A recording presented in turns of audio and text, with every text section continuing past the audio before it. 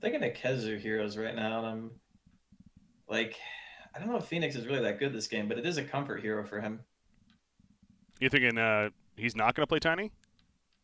Well, it depends. I mean, obviously, if it's a mid tiny or something. But okay, Oh, that's a Darkseer. Okay, that's a Kezu hero. Yeah, I forgot about DS. That's a good one. yeah, I was. Obviously, the Tusk DS combo is really strong. Um, Good with a tiny as well. Lots of pressure, wave clear. Dark's is a hero that likes these. If he gets the 1v1 matchup because there is an aggro trialing, he's very happy. You can just tower, like wave cut behind the tower. He can farm jungle. He's going to outfarm in these 1v1 scenarios against almost any hero. Yeah, he'll be massive for sure. Honestly, even if it did end up being like a 2-1-2, I still think that he'd be massive either way. Like, what hero really pressures the DS and lane on the side of OG? Yeah, normally you want to counter DS with like certain carries, like those like Juggernaut or Anti-Mage type heroes, but the PA is not the best against Darkseer. Yeah, for the laning phase, all they really have is slows, and obviously Surge is pretty good against those, so should be no issue, I think, for Darkseer, like you guys said, to get off to this good start. He builds all these aura items that enable his carry. As of now, though, they have Snowball, but they don't actually have a save against the lasso. So if OG is able to establish map control, I still fear for them. But like you said, the lane pressure from Darkseer will help alleviate a lot of the pressure on the map. I assume he'll still go for like the Helm of the Dom. I've seen Kezu play that a lot on his stream. Just makes quite a nuisance. PA really has no way to deal with that. So I'm curious to see if OG thinks that's a problem, like if they choose a hero that deals with that, or are they just kind of going to accept that the Darkseer is going to do its thing in the offlane. There's the ban on Bane. So yeah, that's what I was kind of curious about here, because now with that Darkseer pick too, it unless they, like I said, run a tiny Tusk support, that it is going to be a last pick support here for Vega Squadron instead. That's what OG thinks too. The tiny mid is good here. You've got a hero that can come online early with levels and fast blink dagger or something. When you've got this anti-mage Darkseer, two heroes that are going to be taking a lot of the farm on the map, you don't want to get too greedy of a mid laner.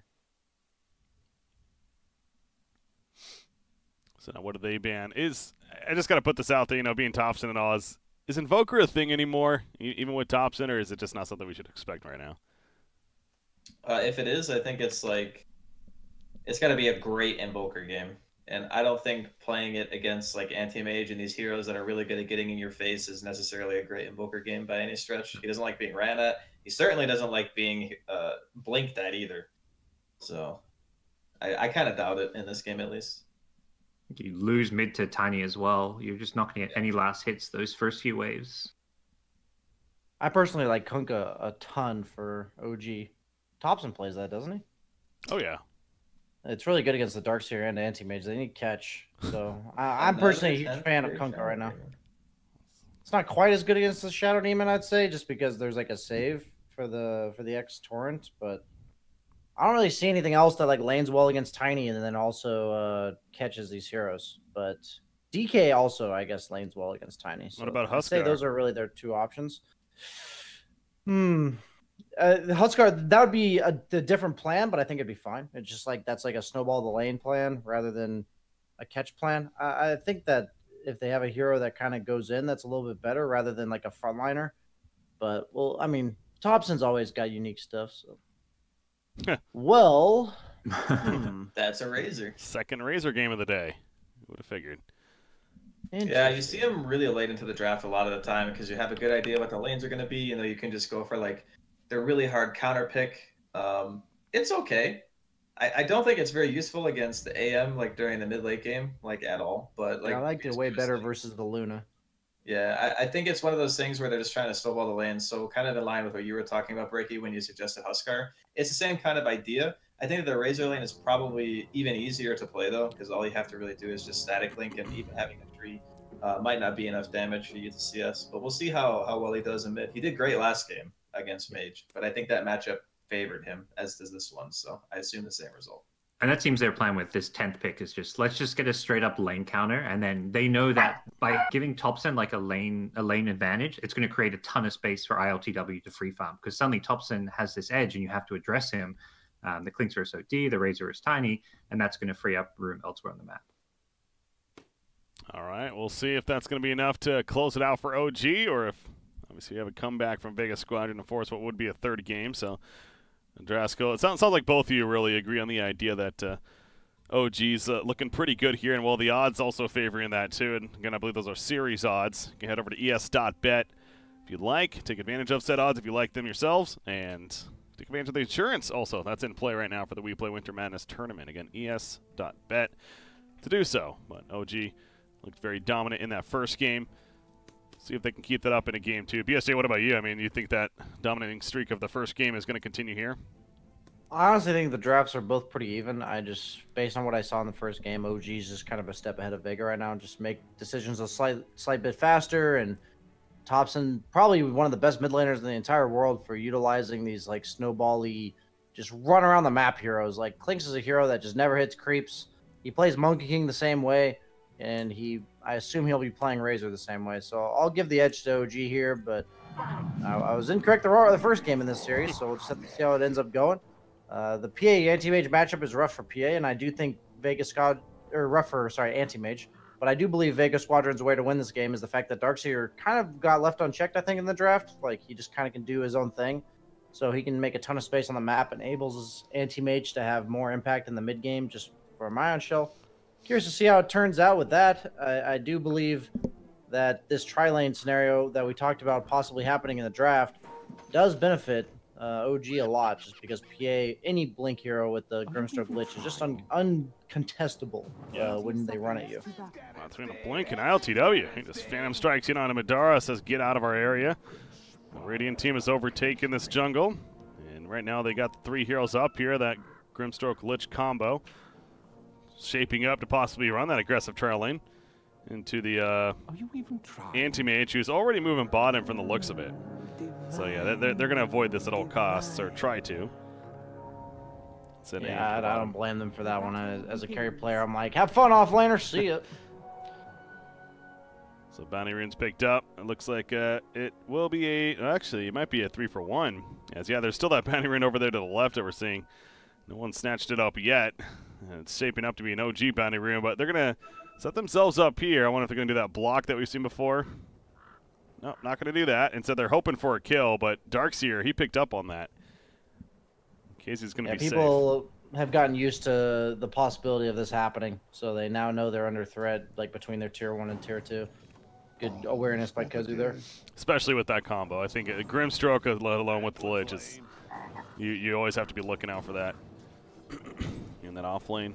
But bottom lane, it is a tri lane initially from Vega Squadron, so very aggressive lanes on either side that are being ran. I think it's Darkseer's life. Yeah, it is starting to go away. Kazu could not get away. No till going that Frost Blast for level 1, by the way, and wasn't enough damage. Just run at him. So Seb, will it happen to the Seb at the bottom lane as well? Here on the bat right, he doesn't have Firefly yet. The setup not as strong though, I guess, for Vega. Yeah, you can tell they wanted to go. Shadow Demon finally goes in, but while that's happening, we're going to look at the middle lane because Link is up from top, and he gets touched in the tower range of the tree throw. The Fairy Fire will barely save him, but the tower attack finishes the job. Maybe next time back to him at the bottom lane, he manages to TP out before he gets killed. Ooh, big action all of a sudden. Yeah, always got to be careful with your positioning against Tiny. Just one toss under tower is pretty much any hero in the mid lane, especially these like ranged dominators like Huskar and Razor. You're just gonna die under his tower. But the lane's still gonna be favored for Razor overall, like as levels are gained. But if Tiny gets out of this lane like even slightly ahead, that's a huge deal for the pace of this game. And that's exactly what Vega needs, is just the pace to be in their favor when they have this anti-mage versus PA. Seb has that Firefly, but with the tag team, that never will not impress me. It's ridiculous how powerful, and I think Draskyl brought it up earlier, just the cooldown too. It resets so quickly. Yeah, and the slow is so powerful when you have like 3 heroes hitting. It's basically a permanent slow, and that's like nuts. And this early in the game, because slows are basically stuns at this point, and you just see it there. Like, you would not think in the traditionally Shadow Demon Tusk Anti-Mage having any damage, but suddenly that tri lane's quite scary. Back to the bottom lane. Seb, again, Firefly's up in 1 second. The shard block coming in, so that will help him there. And it is going to keep him alive. No Tail playing that Frost Shield as well. Wonder if he has poison stacks on it, because I was going to say, yeah, it looks like Pexu's able to pick him off. However, they lose Tusk. But now No Tail, he went far up for this. Soul Catcher applied. The poison's adding up. Only 1 stack, however. And so No Tail surviving that. But they got the core. They lose their support. This lane continues to favor Vega Squadron, though, with the aggressive play coming out. Yeah, Bad has to make the walk of shame. He had already just died once and had the TB, so has to walk all the way back bottom. So even more important to get that second kill than it is the first one, because it takes him that much longer to get back to lane. Batrider's going to have an incredibly stunted start. Not a hero that's great from playing from behind in the laning stage. Yeah, he recovers decently with Firefly in the jungle, but I feel like it's him and Razor's job to make space for PA this game. So pretty important that Vega is doing exactly what they're doing in the lanes that need it to be done. But as you can see, even though Tiny got the kill on Razor, still struggling in terms of CS as time goes on. Level 2 Link is literally twice as good as level 1, steals twice as much damage. So Razor becomes quite powerful at level 3 in most of these matchups. He's got some support coming over from Grimstork as well, so yeah, Tiny having to be careful. I saw Tusk ported to the middle lane as he was coming back, but Razor picked up on it, so now he's instead heading towards bottom as there's an Invis rune down there. The line's being drawn, actually. I wonder if his mage gonna... No, he's just gonna bottle it up and head back towards the middle. No gank attempt happening from him. Instead wants to keep at least a little bit of CS going in that mid matchup.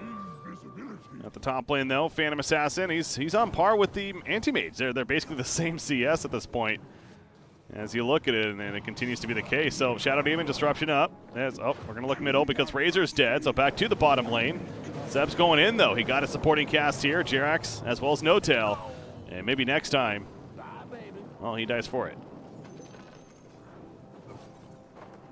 Good response coming out. Madara also on the tips, rubbing salt in the wound. But yeah, when there's 2 supports here, that obviously changes things. We've seen it for a bit now. It's just been one of the supports able to help out Batrider. But you got Grimstork and Lich together. Obviously, that changes the outcome of what can happen. Yeah, with a drastic lead in the top lane, so she's able to solo the lane at this point. Jirax, Inkswell with that Frost Shield. It goes off right there. It's keeping him alive for now. God, it's so amazing how much damage reduction it really does apply. The poison's not going to finish the job either, and Seb gets credit for the kill, and maybe next time. And now he's burning down Pexu, at least trying to. Only 1 stack of that sticky napalm, but 1 more attack should do it. Ends up being a double kill for Seb. This game's just, well, I guess it's continuing for the first game, the chaos we're having here. It's a really good rotation from the PA. It's a natural lane where it's become more and more difficult over time to continue contesting the Darkseer. So naturally, she wants to leave the top lane. That's just like where PA wants to be right now. So conveniently sees a fight going on near the shrines, able to TP, participate in the fight, and then shrine. And now she's back to the lane. Very efficient carry rotation coming out from ILTW. That's actually really important to see from somebody who's not a part of the team, you know, just having that game sense for themselves. Yeah. That's not knowledge they need to have like with the team. It just shows that he has good awareness of what he wants to be doing in the game. Darkseer follows him to the bottom lane, but you'd be much happier with 2 supports bottom with you than you would be top. Yeah. So they're happy to make these lane swaps on both sides. Well, Batrider, go ahead. Go ahead. I was going to say he just has the Battle Fury queued up, so we're going to have 2 Battle Fury carries this game.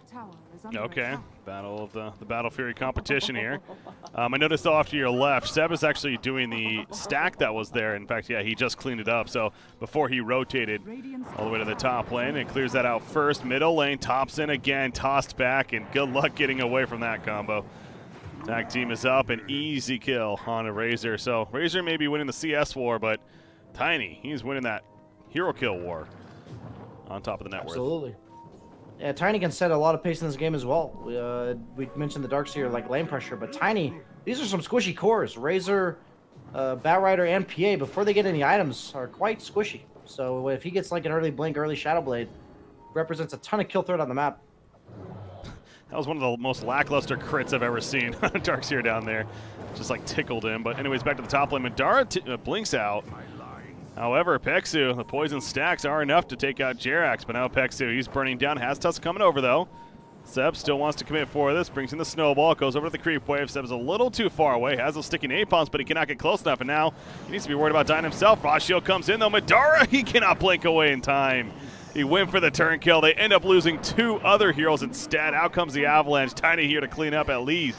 Pexu staying alive. Nice Sinister's Gaze. It's going to help keep Seb alive for the time being, who's still trying to juke out right here. In fact, he still might want to get this kill, but 3 stacks of poison.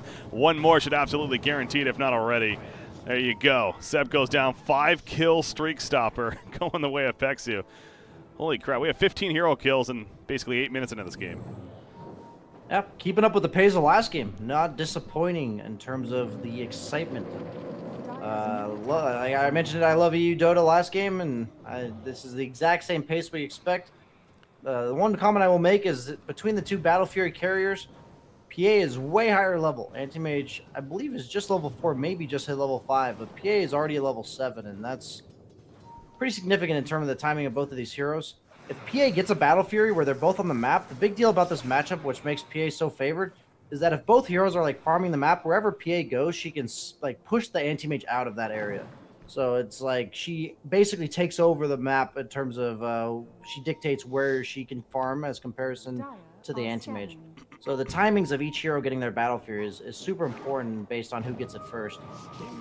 That wasn't a scan for the Dire. They hit somebody, they realize it's Jerax in the Grimstraw. They place the ward, and then the toss comes out. So good find there. Not the prime target necessarily, but hey, it's a target, and they'll take it. Mage heads back towards the mid lane now, and how about the pace from him? He had that arcane rune. He's heading back towards mid, and he might be found here first though. Lich and Grimstroke nearby.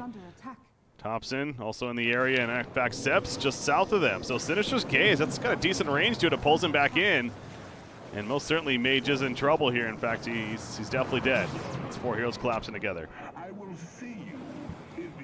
So good find there. No-Till will go soak up some experience in the mid lane, trying to get level 6 for that Chain Frost. Have that, but a little bit of space. For all those kills mid, Razor still ahead of Tiny and Net Worth. Yeah, really. Jeez.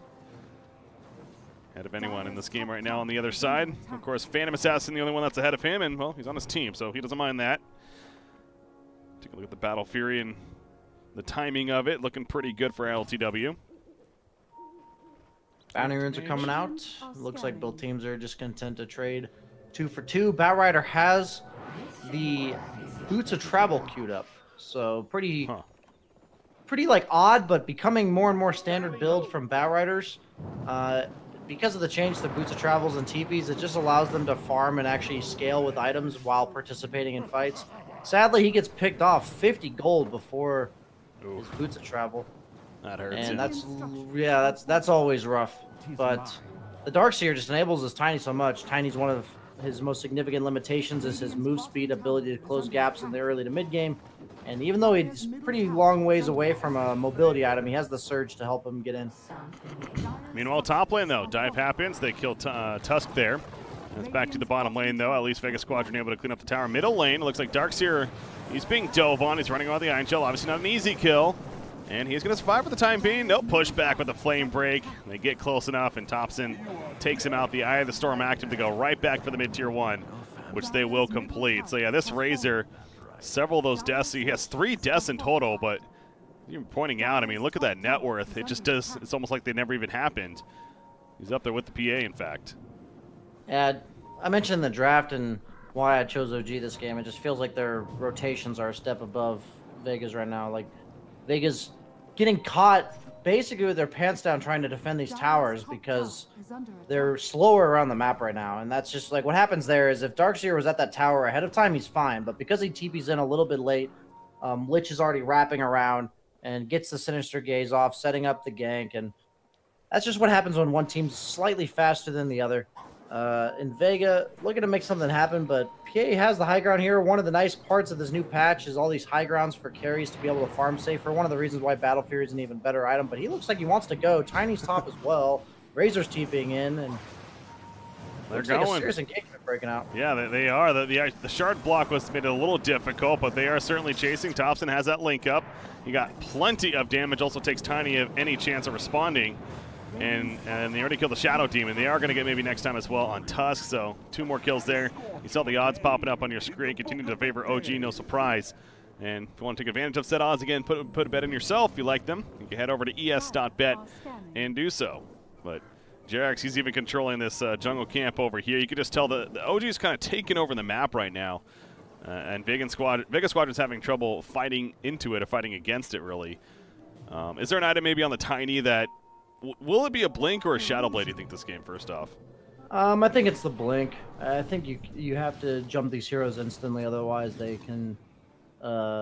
It's hard to explain, but the instant jump just seems really important to me this game, based on the heroes that they have, like the surprise factor.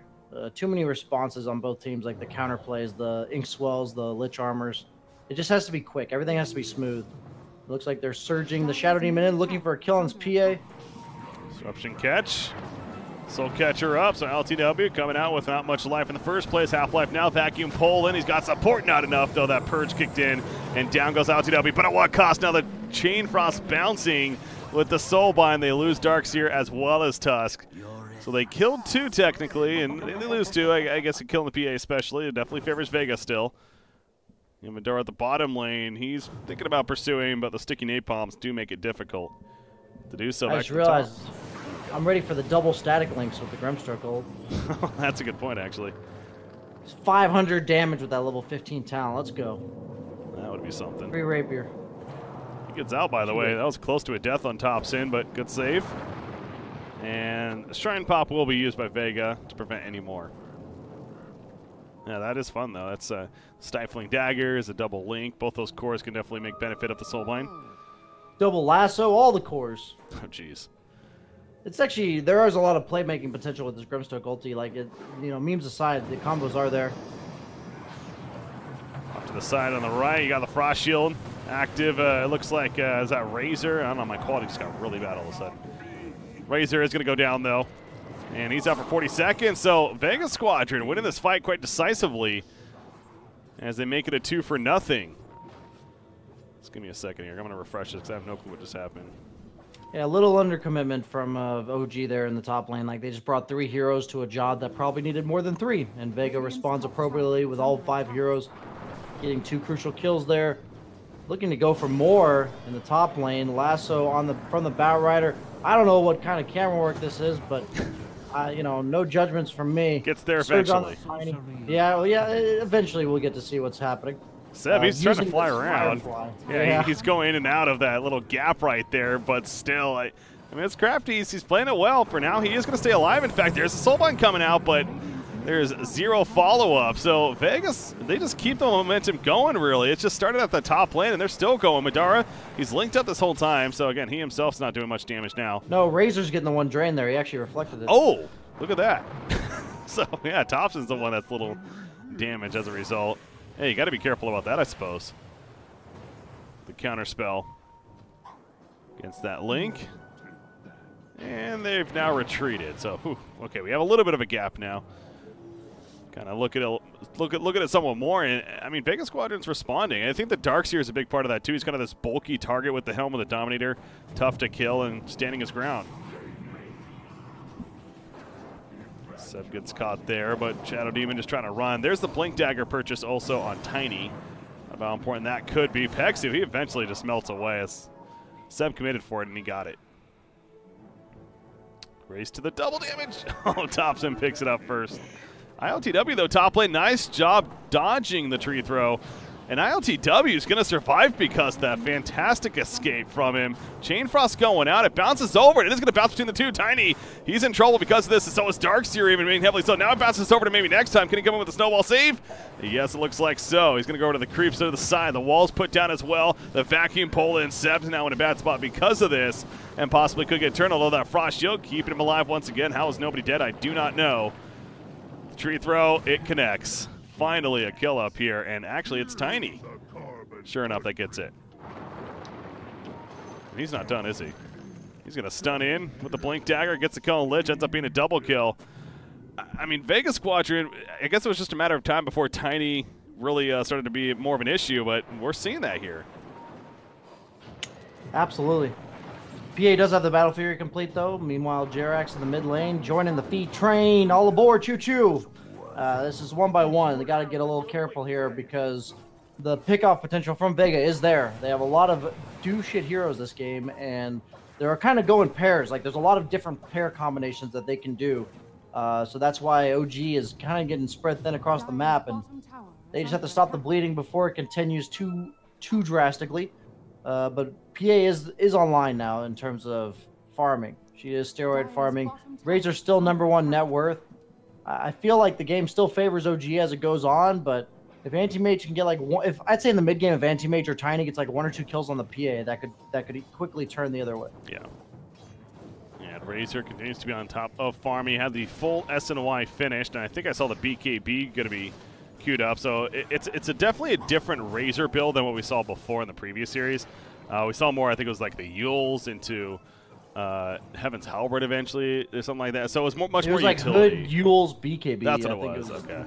Yeah, just a bunch of run at you, I live while running at you items. And lane Razor, he's just, well, he's going to run away. He's good at that. Pretty damn fast. He'll be fine for now, but slowing them down, poking back in. Mage does have that blink, though, with the surge on him. You know he wants to go, but with TPs now, it's not worth it.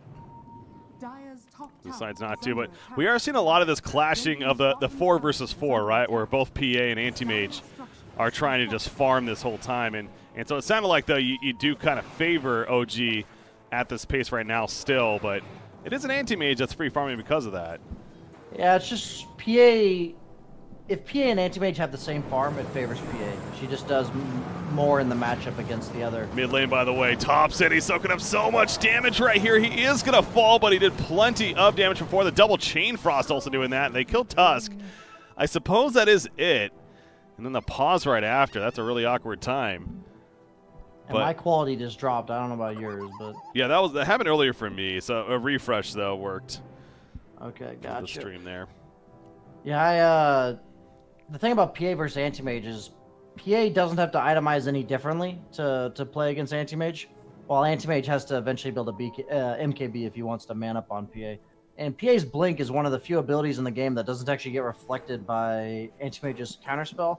It blocks it. It's like a Lincoln's on her Blink, but you know, all of her abilities are such low cooldown that she doesn't mind like trying to commit. Vacuum into the Mana Void. Doesn't get a kill initially, but it sets up the kill on a Phantom Assassin. Now blinking in further. Counterspells up. Doesn't even need it. Killing spree for Madara. And this fight has turned out beautifully now for Vega Squadron. Talk about, again, coming out of the pause right into the Vacuum Mana Void for OG. A little unfortunate for them, but they're just going to pressure that Tier 1 tower now, Seb, keeping his distance.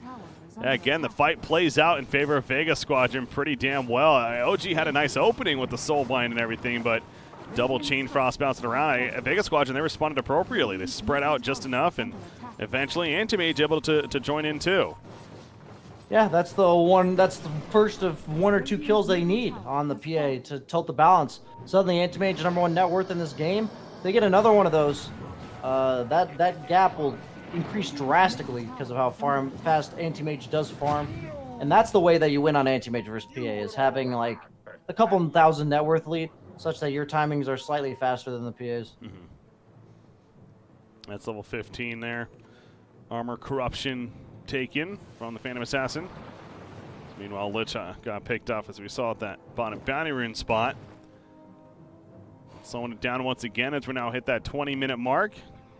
Obviously, 24/7. I still can't get over that. I mean, we're averaging essentially 2 hero kills per minute right now, and that really is a ridiculous pace. I go back, I mean, even 1 hero kill per minute is a pretty good pace, but this game is just extra chaos, and teams just not afraid to fight. But the Anti-Mage team is winning right now, and in terms of the hero kills at least, as well as the overall net worth. This Darkseer team fight factor. They're all single target really on OG, despite how much team fight initiation they do have.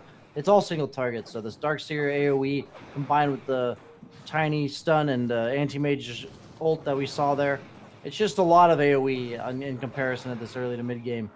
It just makes it difficult for OG to fight into. There's a static link damage steal from Mr. Razor, so even alone is going to be very good, but you mentioned potentially with the Soul Bind. Some crazy steroid damage that he could be picking up in these fights, and the BKB is around the corner. He has 2,000 more gold saved up, still needs the hammer and the recipe. That's a pipe pickup, though, from Darkseer on the other side, and continue to talk about his impact and just how tough of a target he is to kill and how the freedom he has this game. It goes back to that as well. Mentioned at the very beginning of the draft even, but the BKB timing is it seemed like that's the important one. PA just finished hers. We just talked about Razor almost having it. I'm sure Anti-Mage is going to get one on the other side, so They have very little damage on Vega that actually penetrates the BKB. So PA is almost immortal if she gets that BKB off from full health. Looks like both teams are ready to fight. Vega smoked up, looking for some kills. I think that we can't see it right now, but I believe OG is also smoked up. I think so, yeah, just north there. Anti-Mage is just going to push out middle and maybe hope that he gets jumped in. Does he have a double damage, by the way? It almost looked like he did. He did have a DD. Okay. Oh, there we go. They found the opening. Mage is going to be caught. Disruption comes in.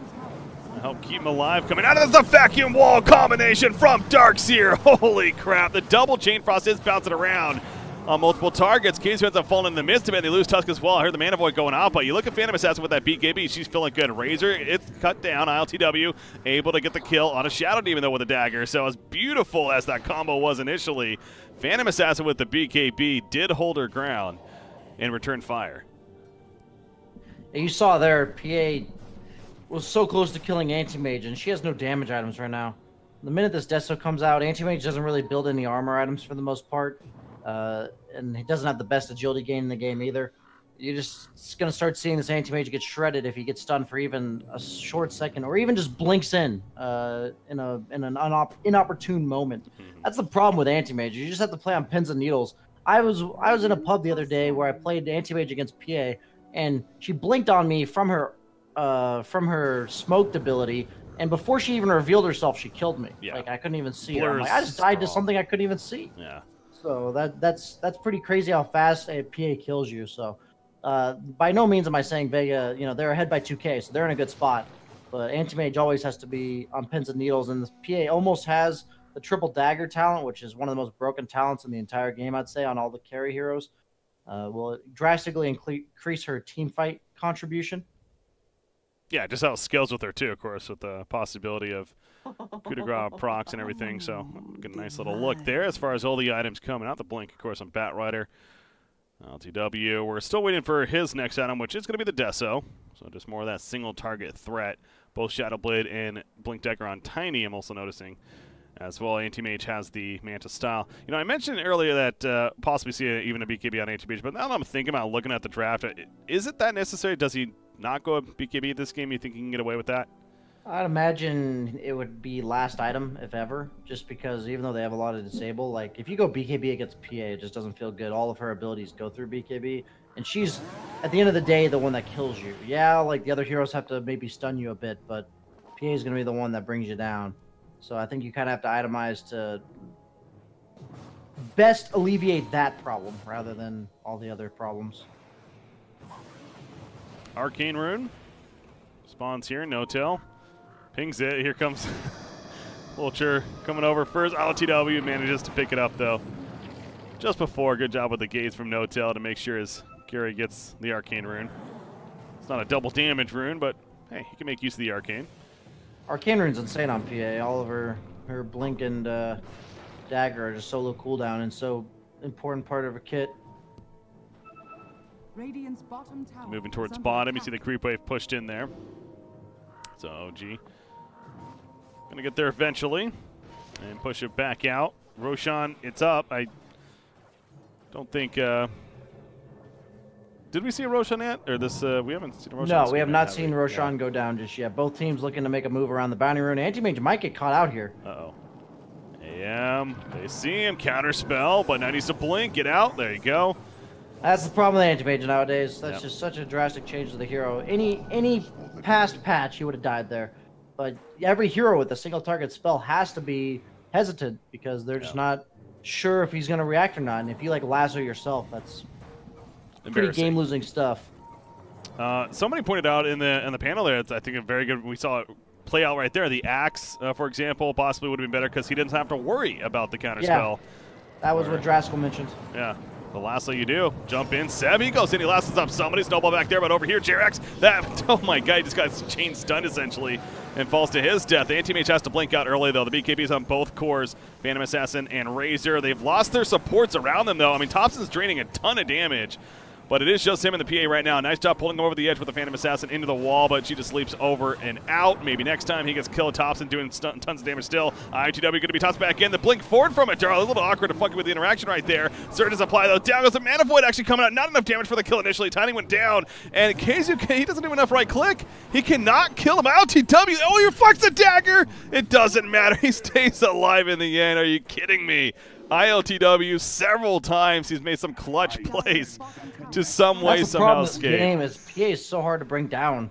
Like they just don't have sustained damage for this PA over time. Like even if she gets past the initial burst of the team fight with BKB on, you saw there how hard it is for Anti-Mage to kill PA, and that's what concerns me. Is a lot of things have to go right this game for Vega to win fights, and I feel like if PA gets one initiation on Anti-Mage ever, he's just gonna die instantly. And the Roche also big deal here. Darkseer and Tiny not gonna respawn in time. Dies so fast to the -10 armor total coming out from the PA, Deso, as well as the Talon. And now that Aegis is on PA, that's gonna be even harder for Vega to take team fights. Darkseer's comboed here by Shadow Team, and Tiny throws out the Avalanche into the vacuum even, so they do kill Grimstroke, but again, Vega Squadron does not really want to fight this. KZU, in fact, though, Sinister's Gaze pulling that Chain Frost, also slowing down the Surge, cannot get him away, and he's out for 45 seconds. They also caught Pexu, it looks like. He's going to stay dead for 40 plus as well, so they just got the Aegis. They have no buybacks on multiple heroes for Vega. Now, there's still tier 2 towers up in every single lane, so they're not going to be able to start breaking base here, but they should be able to get plenty of objectives. Again, you take a look at the odds right there, closing a little bit maybe and helping Vega, but OG is still overall favored, and over to ES.bet. You can bet on set odds if you like them that much as well. But another big fight for OG, and you start to really feel now that they are kind of pulling ahead somewhat outside of the Anti-Mage. The Anti-Mage is still a factor. It's top net worth, in fact, in this game. Did we notice what he went, by the way? Haven't seen yet. After the Manta. I have not noticed. I believe he already has a Manta. Yeah, he has that. Yeah, now he goes back for the Basher. Okay. The problem is you want this Basher to be able to pick everyone else off, but it still doesn't deal with your PA problem. So he threatens everyone else on the map, which helps like overall like control the map, but at the same time, PA it's just in fights, man. I don't know how they deal with this PA. That's like what I keep harping on. And when I said if these heroes have even farm, it favors PA, and as of now they do. Well, the BKB timing, it's either 7 or 8 seconds right now for LTW. Of course, that'll continue to go down all the way to 5, so maybe that's a slight opening for Vega Squadron that they have to look forward to. Absolutely. Yeah, absolutely. You know, once Anti-Mage gets MKB, he offers significant threat onto the PA. But as you're seeing here, the Basher allows him to get these pickoffs on the support. Very crucial that they do that. OG has to be a little bit careful of being separated. They are just going high ground with 3 heroes with no supports. I don't know about this at all. LTW has a Deso, he has the Aegis, but yeah, as you mentioned, they're down 2, although they're going to try to even things up, and they get the kill on KZU. So that's one way to do it. The Vega Squadron was somewhat spread out. Yeah, they kind of tried to flank them, but it ends up backfiring, and now all of a sudden it is even in the 3 versus 3. Because what do we know? Jeez. That was rough. I mean, like I said, they can't deal with PA, and clearly OG is even more confident than I am. They just know PA is a force to be reckoned with and cannot be reckoned with as of now. As the Basher herself, I expect that any time she blinks on the Anti-Mage and gets a bash, he will go down, or at least lose most of his health. The biggest thing about it is it just makes Anti-Mage so hard for him to maneuver fights. And it makes it so like he has to be so careful, and when you're playing that scared, it also limits your own damage output. That's how I realize that it affects Anti-Mage so much. We'll see. Continue the 30-minute bounty runs. Almost catch him with that. Or so block him, that was the plan, but on the wrong side. So Thompson picks it up, and yeah, all 4 bounty runes going their way. They lose Seb at the bottom side of the map, but is that still happening? Yeah, it looks like Anti-Mage in the area still.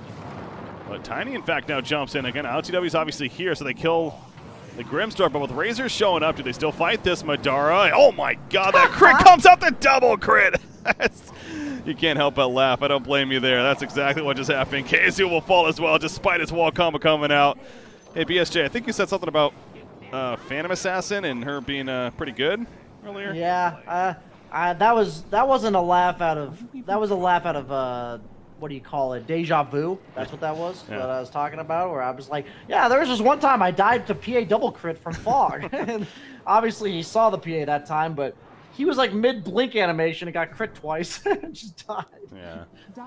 It's such a hard matchup to play on even footing. And I've been saying it, and I'll keep repeating it just because there it shows. Like, now Anti-Mage dies without buyback a single time. Story of my life. Feels bad, man. Pushing racks. PA has Aegis. That's like the biggest part about it, I think, is that PA threatens Roche and you don't as an Anti-Mage, generally speaking. True. So if she gets that Aegis, the matchup becomes just a nightmare, more so than it already is. Suddenly 2 lanes of racks. That's the nature of this patch. They have the Soul Cuirass on the Razor, even the Drum's attack speed buff from the Aura on the active, and those 2 lanes go down. Just like that. And, yep, suddenly the game is 11k. Wasn't it like 1k this entire time? Yeah, and it was very even. And now it's just not. This is at all. the biggest lead by far, and the Anti-Mage kills one thing, but the fact that they got 2 sets of racks out of that Anti-Mage kills, you know, he could have blinked away. In hindsight, Vega Squadron clearly regrets taking that fight in the first place, but that's what happens into a Phantom Assassin with farm. And she's level 25 now as well, by the way, so even more crit I'm sure she picked up with the coup de grace talent. Yeah, very important maneuver that OG's doing here. You have one hero that goes and pushes out the bottom lane, and the other 4 heroes just sit on top of this hill, waiting for the lane to get pushed in. It's just a nice way to keep the enemy team off this side of the map while you wait for the objective to be takeable. Something that all pro teams do at some point in the game, usually, like as long as they have the other team locked in their base. Just something to keep in mind for the viewers. And now they're going to get the last tier 2, and possibly go for a lane of racks here. At least force Vega back, even though PA lost her Aegis. Not scared, I don't think. No. She has a Solar Crest, by the way, teammate on Thompson. Once again, built a Solar Crest, just like the Clinks last game. He built it on Razor here. Eventually down the line, and for that reason to apply it to Phantom Assassin as they're pushing in, as Razor gets banished up. Okay, Soulblind was thrown up on a Tiny. I don't see Historical Fate coming out of the big crit on Shadow Demon, takes him out. They lose the Tarks here as well. He got his wall down. The Chain Frost is bouncing around. There are a lot of creeps there. Madara able to get a kill, but he's netted up. He's in trouble. He's probably dead. He is going to be lassoed and eventually killed off. He has a buyback. He's going to need to for sure. ILTW was picked off, though. So KZ gets credit for the kill right there. I think the illusion's helping, actually, to take out. Yeah, the wall illusion crit him twice. Oh, wow. It turns out the best way to deal with a PA is making a copy of her and critting her twice. So, still might not matter. Tower falls, and there's a fortification. They're buying back still.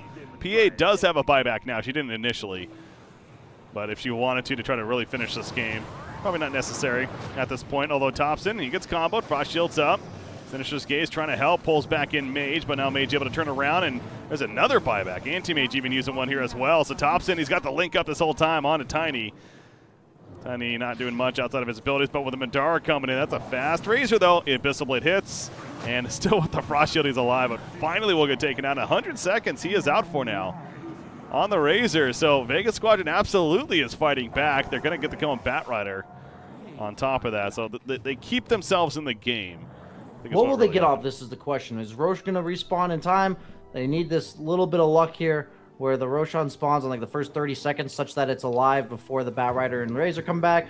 But apparently they weren't done with the choo-choo feed train from earlier. You know, they right back on it for the time being, one by one. Kind of the nature of this game, though, against the lineup of Vega. Just a lot of single target pick-off potential throughout the entire course of the game. And OG, let's just take a chill pill. Everyone sit in the base until everyone's alive. Make sure we don't feed any more deaths. If the game plays straightforward from here, we're going to win. That's all we got to do. Yeah. Vega, on the other hand, keep monitoring Roche. The A-Bin mark just rolled around. Let's check and see when Roche is up. I'm sure. That's a long one. Oh, is it? Yeah. That's definitely in favor of OG. The longer they have to like reset the map, because the lanes will naturally push in with the 2 lanes of racks, the better it is for them in terms of taking Roche.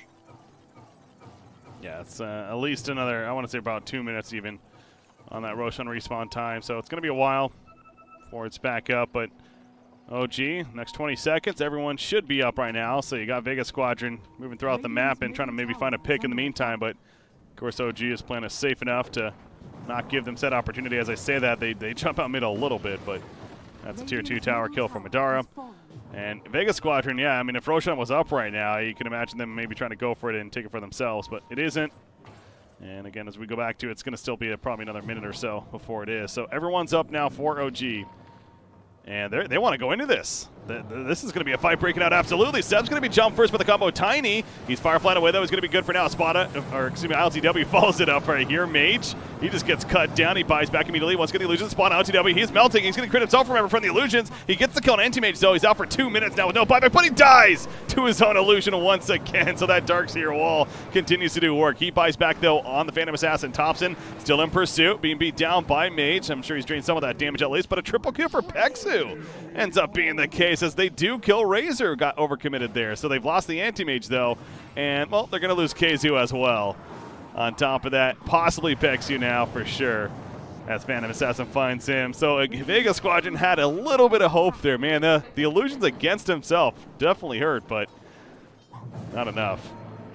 Yeah, PA went for the Satanic, which a little bit of a strange choice in my mind, just because he tried to use the Satanic to man up and survive, but the Shadow Demon ult continuously purges through BKB, removing the Satanic, and that's why he went down the first time. But he had buyback, basically an Aegis in this case, because Anti-Mage didn't have one. And Roche is up now, so they can either, if they take Roche off this, I don't really see how they lose. I think that they should keep that monitor, but they might just try to end the game knowing that Anti-Mage has no buyback. They know it's on cooldown, so it's not like it's a matter of gold here. Yeah. LTW's going in.